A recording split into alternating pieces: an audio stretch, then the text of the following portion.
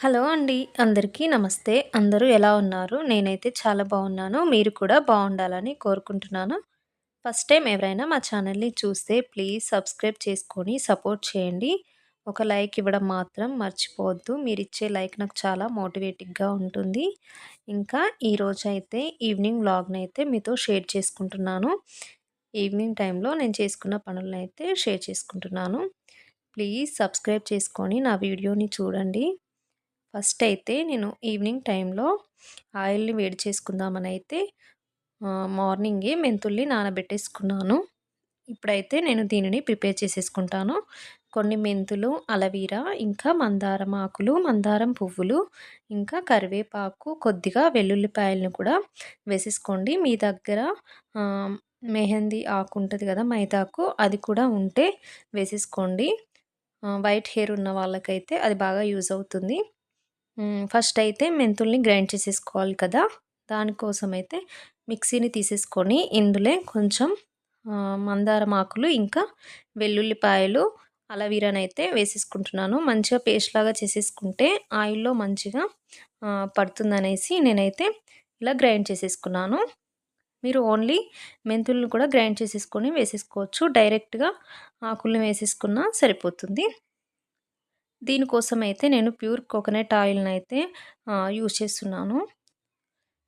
ఇంట్లో కొంచెం ఉంటే అదైతే తీసేసుకొని ఒక గిన్నెలో వేసేసుకున్నాను. ఇందులోనే మందారం పువ్వులు, ఇంకా కరివేపాకు, ముందుగా గ్రైండ్ చేసి పెట్టుకున్న పేస్ట్‌నైతే వేసేసుకొని మనము ఇప్పుడు దీనిని ఒకసారి మంచిగా కలుపుకొని పెట్టేసుకోండి.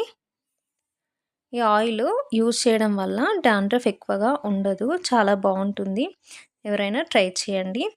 దీనినైతే మనము మంటని స్లో ఫ్లేమ్‌లో పెట్టేసుకొని మంచిగా మరిగించుకోవాలి. చూడండి ఇలా బ్లాక్ కలర్‌లోకి వచ్చేంత వరకు మరిగించుకోవాలి. ఇవి ఇలా మరిగిన తర్వాత కొంచెం క్రిస్పీగా అయిపోతాయి. అలా వచ్చేంత వరకైతే మరిగించుకోవాలి. ఇప్పుడైతే ఇది మొత్తం చల్లారేంత లోపైతే నేను కొన్ని ఐరన్ అయితే చేసేసుకొని పెట్టేసుకున్నాను. అంతలోపైతే ఇది చల్లారిపోయింది. ఇప్పుడు బాటిల్‌లో వేసేసుకున్నాను. మనము మరిగించి పెట్టుకున్న తర్వాత వెంటనే ఇలా వేసుకోకుండా ఒక 1 అవర్, 2 అవర్స్ ఉంచేసుకోండి. అప్పుడు మంచిగా ఆయిల్‌లోకి మంచిగా పడుతుంది. అంటే మనం వేసుకున్నవన్నీ ఆయిల్ మంచిగా పీల్చుకుంటుంది. అప్పుడు బావుంటుంది ఆయిల్. ఇలా మనము హెడ్‌కి మంచిగా మసాజ్ చేసేసుకుంటే హెయిర్ ఫాల్ కూడా తగ్గుతుంది. ఇంకా హెయిర్ మంచిగా బ్లాక్‌గా ఉంటుంది. డాండ్రఫ్ అయితే తగ్గిపోతుందండి. ఎవరైనా హెయిర్ ఫాల్ బాగా అయిన వాళ్ళైతే ఇలా ట్రై చేయండి. బాగా యూజ్‌ఫుల్‌గా ఉంటుంది ఆయిల్. ఇంట్లోనే మనము చాలా సింపుల్‌గా తయారు చేసేసుకోవచ్చు.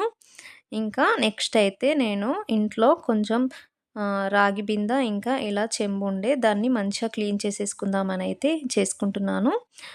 బిందె కొత్తదే కానీ ఇదైతే చాలా డేస్ అయితుంది. అందుకే చాలా నల్లగా ఉంది. ఫస్ట్ అయితే దీన్ని వాష్ చేసుకుంటా. దీనికి ఫస్టు ఒక చింతపండు రెమ్మని నానబెట్టేసుకొని మంచిగా అప్లై చేసేసుకోండి. మనము ఫస్ట్ చింతపండుని అప్లై చేయడం వల్ల చాలా ఈజీగా పోతుంది దాని మీదున్న బ్లాక్‌ది. అందుకే నేను ఫస్ట్ చింతపండును పెట్టేసుకున్న తర్వాత పీతాంబరి పౌడర్‌తోని వాష్ చేసుకుంటున్నాను. మనము ఓన్లీ పీతాంబరి వేసేసుకుంటే అంత బాగా క్లీన్ అవ్వదు. అందుకే ముందుగా చింతపండును మంచిగా అప్లై చేసేసుకోవాలి. ఇప్పుడు ఈ పీతాంబరిలో కొంచెం విమ్ లిక్విడ్ వేసేసుకుంటే ఇంకా ఈజీగా పోతుంది. ఇలాంటి స్టీల్ స్క్రబ్బర్‌తోని వాష్ చేసుకోండి. అంటే దీని మీద ఏమన్నా నల్లగా మరకలు లాంటివి ఉంటే ఈజీగా పోతాయి.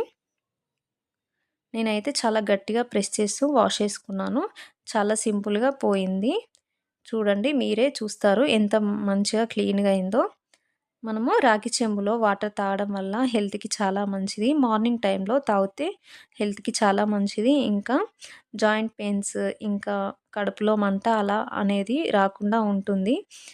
మనము ఈ వాటర్ తాగడం వల్ల చాలా హెల్త్‌కి మంచిది. అందుకే నేనైతే ఇందులో వాటర్‌ని తాగుతున్నాను డైలీ. చూడండి ఎంత మంచిగా క్లీన్ అయిపోయిందో కొత్త వాటిలాగా అయిపోయాయి. చాలా సింపుల్‌గా ఇంట్లోనే మనము ఫాస్ట్‌గా క్లీన్ చేసేసుకోవచ్చు. చూడండి. ఫస్ట్ అయితే చాలా బ్లాక్‌గా ఉండే ఈ గ్లాసు ఇప్పుడైతే చూడండి కొత్త దానిలాగా అయిపోయింది. ఇప్పుడైతే బాబుకి తినడానికైతే ఫ్రూట్ కట్ చేసి ఇయ్యమంటే మ్యాంగోనైతే కట్ చేస్తున్నాను. మ్యాంగో అయితే చాలా టేస్టీగా ఉన్నాయి. అంటే చాలా తియ్యగా బావుంది. ఇదైతే కట్ చేసి ఫస్ట్ చిన్న చిన్న ముక్కల్లాగా ఇచ్చేసి బాబుకైతే ఇచ్చేస్తున్నాను. ఇది తిన్న తర్వాతనైతే స్నాక్స్ చేద్దామనైతే ఆహ్, ఆనియన్ అయితే కట్ చేసుకొని పెట్టేసుకున్నాను. అంటే పకోడీ చేద్దామని ఆనియన్స్‌ని కట్ చేసుకున్నాను. మనము పకోడీ చేయడానికైతే ఆనియన్ చాలా సన్నంగా ఉండాలి కదా! కట్ చేసిన వెంటనే ఇలా వాటర్‌లో వేసేసుకొని ఒకసారి ఇలా తీసేసుకుంటే సన్నం ముక్కల్లాగా అయిపోతాయి. ఒకసారైతే పిండిని జల్లించుకొని పెట్టేసుకుంటున్నాను. పిండిలో ఏముండదు. కానీ మన డౌట్ కోసమైతే ఒకసారి జల్లించుకొని పెట్టేసుకుంటే సరిపోతుంది. సరిపోయేంత కారాన్ని వేసేసుకోండి. నేనైతే ఒక 2 టీ స్పూన్స్ అట్లా వేసేసుకున్నాను. కొంచెం సాల్ట్, ఇంకా కొంచెం ధనియా పౌడరు, కొద్దిగా పసుపు వేసేసుకోవాలి. ఇంకా ఇందులోనే కొంచెం అల్లం వెల్లుల్లి పేస్ట్‌ను వేసేసుకోండి. టేస్ట్ కొంచెం బావుంటుంది. ఒకసారి ట్రై చేయండి అల్లం వెల్లుల్లి పేస్ట్ వేసి. ఇలా వేసుకున్న తర్వాత ఫస్ట్ మనము వాటర్ ఏమీ వేయకుండా బాగా కలిపేసుకోవాలి. అంటే ఆనియన్‌లో కొంచెం వాటర్ ఉంటుంది కదా! అందుకే ఫస్ట్ మనము బాగా ఒకసారి కలుపుకున్న తర్వాత కొంచెం వాటర్‌ని స్ప్రింకిల్ చేస్తే సరిపోతుంది. ఈ పకోడీ చేయడానికి వాటర్ ఎక్కువ అవసరం ఏముండదు. కొంచెం స్ప్రింకిల్ చేస్తే సరిపోతుంది. గట్టి పకోడీ కావాలంటే ఈ వాటర్‌ను కూడా స్ప్రింకిల్ చేయకుండా డైరెక్ట్ మనము ఆనియన్‌లో వచ్చే తడితోనే వేసి సరిపోతుంది. ఇంకా మంచిగా క్రిస్పీగా వస్తుంది. స్టవ్ మీదనైతే ఆయిల్ పెట్టేసుకొని ఆయిల్ హీట్ అయిన తర్వాతనైతే వేసేసుకుంటున్నాను. ఇలా విడివిడిగా వేసేసుకోండి. చాలా క్రిస్పీగా వస్తాయి. ఇవి ఫ్రై చేసుకునేటప్పుడు ఫస్ట్ మంటని స్లోగా పెట్టేసుకొని తర్వాత హై ఫ్లేమ్‌లోకి మార్చేసుకుంటే సరిపోతుంది. చూడండి చాలా క్రిస్పీగా అయిపోయాయి. ఇలా ఉంటే సరిపోతుంది. ఇప్పుడు వీటిని ఒక ప్లేట్‌లోకి వేసేసుకోవడమే. ఇలా ఈవినింగ్ టైంలో ఏదో ఒక స్నాక్స్ చేసి పెట్టండి. ఇష్టంగా తింటారు పిల్లలు. అంతేనండి. ఈవినింగ్ రొటీన్ వ్లాగ్ అయితే కంప్లీట్ అయిపోయింది. ఈ వీడియో నచ్చితే ప్లీజ్ సబ్స్క్రైబ్ చేసుకొని లైక్ ఇవ్వడం మాత్రం మర్చిపోవద్దు. Thank you.